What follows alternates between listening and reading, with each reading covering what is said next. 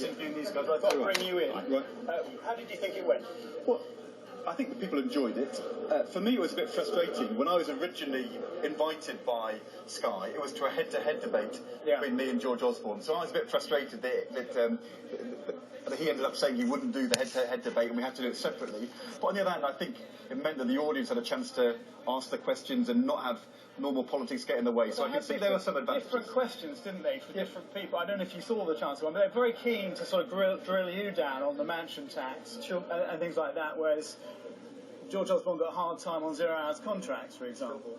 But with the whole thing, I mean, how does it compare to sort of being in the Commons, for example? Because here you're meeting the voter, aren't you? And also the people who employ other people, and it's important to hear their views as well. It's really important to get away from the House of Commons because that sort of tit-for-tat across the dispatch box is sometimes a bit frustrating. It's often too short and there's not enough time to get in-depth. I think if we had a head-to-head debate properly organised by Sky and the broadcasters, we could get underneath those issues. But this was an opportunity for people to ask their questions, and I enjoyed it. I thought it was tough, but I thought it was fair, and people had good questions, and so that's great. I know you're on a tight schedule, but just one other thing I wanted to ask you about. You often bring up VAT, say the Conservatives are going to put up VAT. Sure. You don't see that their sums add up.